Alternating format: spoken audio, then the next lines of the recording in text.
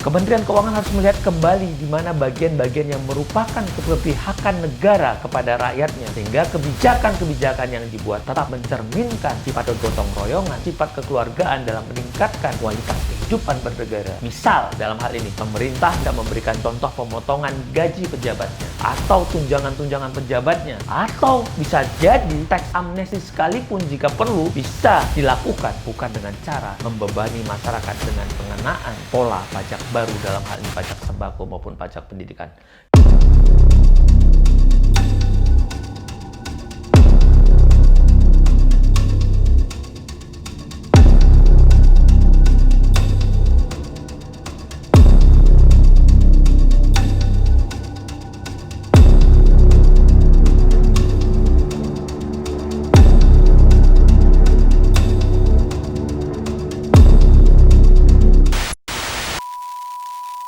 Assalamualaikum warahmatullahi wabarakatuh. Salam sejahtera buat kita semuanya. Bersama saya Azmi Saputra hari ini akan menyampaikan kembali dalam catatan hukum Potret Hukum Indonesia.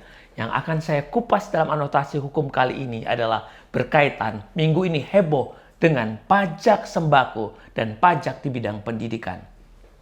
Rekan-rekan sekalian, wacana pemerintah yang akan memungut PPN bagi sembako dan sekolah mengemuka seminggu belakangan ini. Rencana pemerintah yang akan memungut PPN atau pajak pertambahan nilai atas sembako dan bidang jasa pendidikan atau pajak sekolah sebagaimana tertuang dalam draft perubahan kelima Undang-Undang Nomor 6 Tahun 1983 tentang Ketentuan Umum dan Tata Cara Perpajakan atau KUP.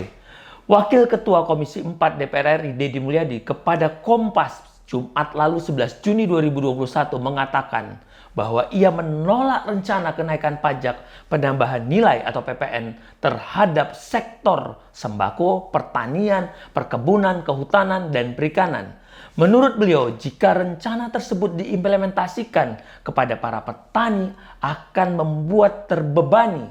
Bahkan beliau menegaskan menolak pajak untuk bahan pokok produk-produk pertanian karena negara tidak boleh ambil untung dari kebutuhan pokok rakyat. Harusnya negara hadir melindungi pengadaan dan kesediaannya.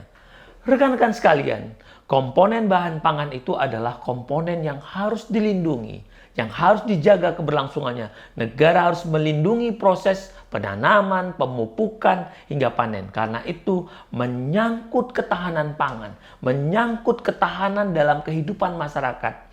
Namun dengan adanya rencana kenaikan pajak ini, maka prinsip-prinsip negara tergeser yang semula menyediakan pangan sebagai bagian dari fungsi negara melindungi rakyat menjadi hilang. Ada pergeseran fungsi penyelenggara negara jika pajak tetap dipaksakan untuk dikenakan.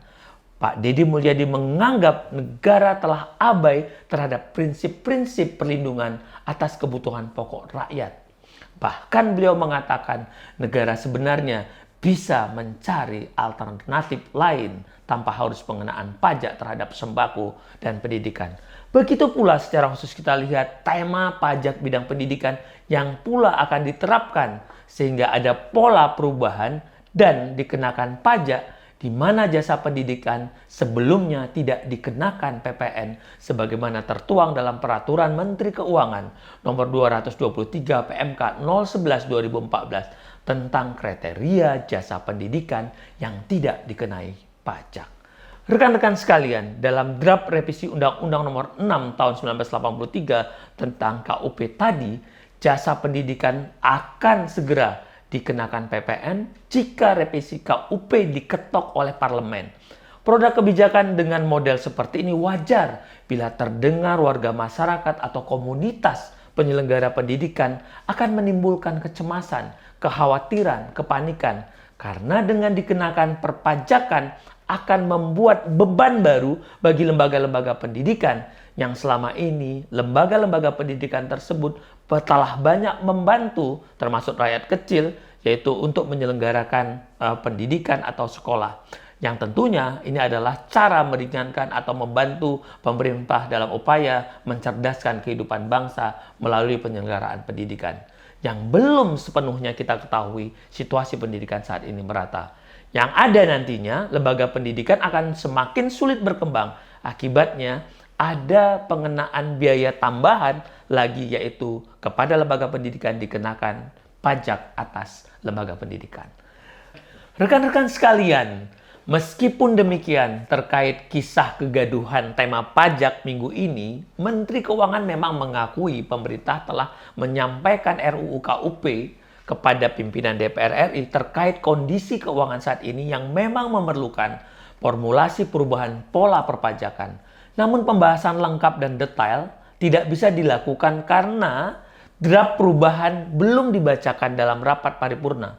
Atas kegaduhan di publik dalam minggu ini, beliau mengatakan dari etika politik yang belum bisa disampaikan secara utuh ke publik karena belum dibacakan dalam paripurna. Oleh karena itu, situasinya memang membuat kiku, membuat kegaduhan karena belum lagi dibacakan di parlemen, tapi dokumennya sudah keluar di publik, alias dokumennya telah bocor dan merembes dalam dialektika ranah publik. Terjadilah kehebohan, terjadilah dialektika. Rekan-rekan, poinnya adalah Direktorat Jenderal Pajak membenarkan bahwa pemerintah sedang menyiapkan kerangka kebijakan perpajakan, termasuk perubahan pengaturan soal PPN. Rencana itu muncul sebagai respon atas eksistensi ekonomi dalam negeri yang berdampak akibat COVID-19. Kebijakan ini jelas nyata-nyata kurang tepat, keliru, karena diketahui dalam membuat sebuah kebijakan tentunya melewati fase formulasi sebelum diimplementasikan. Dalam tahap formulasi saja terlihat sudah ada kegaduhan, terlihat tidak taat azas, di mana semestinya terkait tema sembako pendidikan tidak layak, tidaklah patut dikenakan pajak. Karena petugas negara mengadakan jaminan pangan, termasuk pendidikan. Ini tugas utama pemerintah dan fungsi penyelenggara negara untuk menjamin hak-hak dasar warga negaranya.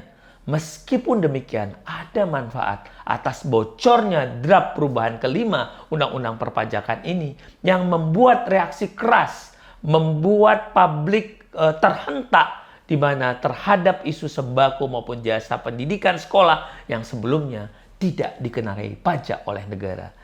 Inisiatif pemerintah dalam upaya meningkatkan peningkatan pajak atau pendapat pajak dapat dipahami, namun melalui peningkatan pajak pendidikan maupun melalui pembelian sembako adalah tindakan yang tidak tepat, kurang bijaksana, kondisinya tidak mendukung untuk itu untuk saat ini. Sembako dan sekolah adalah sekali lagi kebutuhan dasar masyarakat yang seharusnya lagi-lagi ini dihindari dari pengenaan beban biaya yang tinggi, karena dengan sembako dikenakan mau tidak mau biaya-biaya lain akan menjadi naik harganya dan ini pasti mengganggu pendapatan dan perekonomian masyarakat. Jadi kebijakan formulasi perubahan undang-undang perpajakan ini kalau kita baca ini sifatnya sensitif. Ini sangat mempengaruhi citra pemerintahan Presiden Jokowi yang dari awal berpihak kepada rakyat kecil. Karena kedua sektor ini, khususnya pendidikan sembako, awalnya dibebaskan PPN karena dianggap menjadi kebutuhan utama, lagi-lagi kebutuhan dasar masyarakat. Rekan-rekan, sebaiknya pemerintah dalam hal ini, terutama bagi Kementerian Keuangan, harus melihat kaitan dan hubungan antar kebijakan yang diambil, dalam hal ini sektor perpajakan, dengan amanah konstitusi. Kementerian Keuangan harus melihat kembali di mana bagian-bagian yang merupakan keberpihakan negara kepada rakyatnya, sehingga kebijakan-kebijakan yang dibuat tetap mencerminkan sifat kegotong royongan, sifat kekeluargaan dalam meningkatkan kualitas kehidupan bernegara. Misal dalam hal ini, pemerintah bisa memberikan contoh pemotongan gaji pejabatnya, atau tunjangan-tunjangan pejabatnya, atau bisa jadi teks amnesti sekalipun jika perlu bisa dilakukan, bukan dengan cara membebani masyarakat dengan pengenaan pola pajak baru, dalam hal ini pajak sembako maupun pajak pendidikan. Jadi wajar jika saat ini terjadi adanya kegaduhan dan polemik dan penolakan keras dari berbagai lapisan masyarakat. Oleh karena itu disarankan, mohon kebaikan agar Ibu Menteri Keuangan untuk saat ini membuat satu sikap dan kebijaksanaan atau kebijakan yang lebih bijaksana guna mencari titik keseimbangan antara persoalan ekonomi dan penanganan kesehatan. Tentu ini memerlukan biaya yang cukup besar, pasti akan menghadapi kesulitan karena saat ini disarankan agar Ibu Menteri Keuangan terlebih dahulu menarik formulasi, menarik draft kebijakan tersebut dan merevisi ulang draft RUU ketentuan perpajakan dari pimpinan DPR karena isinya dan kondisi perubahan tersebut belum dapat diterima rakyat, tidak populer atau belum berpihak pada rakyat. Rekan-rekan sekalian, izinkanlah saya dalam kesempatan ini membacakan puisi yang berjudul Melupakan Amanah. Ketika perilaku terlalu rakus, akan banyak urusan bersandar dengan berbagai modus. Pejabat elit pun berdiri berkoar memerangi korupsi yang ada. Mereka susul menyusul untuk berkolaborasi. Dan kami semakin miris dan menangis ketika melihat banyak penegak hukum berbisnis dengan bengis. Karena uang cuan membuat lebih sadis. Keadilan kalah dengan uang dalam putaran bisnis. Hukum dirontokkan oleh penegak hukum sendiri. Kalau sudah begini, apa dan siapa lagi yang jadi penyangga tirani?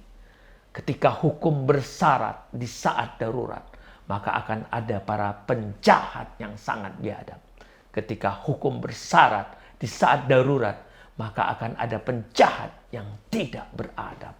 Ketika hukum bersyarat di saat darurat, maka akan ada penjual hukum tanpa bukti surat. Ketika hukum bersyarat di saat darurat, memainkan timbangan hukum tanpa merasa berat. Ketika hukum bersyarat di saat darurat, maka penguasa hianat. Ketika hukum bersyarat di saat darurat, maka rakyat makin terjerat. Demikianlah kajian singkat saya berkaitan tentang kisah kegaduhan, tema pajak sembako maupun pajak atas pendidikan. Ayo semua bersinergis bersatu dalam barisan untuk memperbaiki keadaan, menemukan kebenaran dan maju ke depan, meluruskan guna membangun bangsa. Karena membangun sistem sama artinya dengan membangun masa depan. Saya Azmi Saputra, sampai jumpa pada anotasi hukum selanjutnya.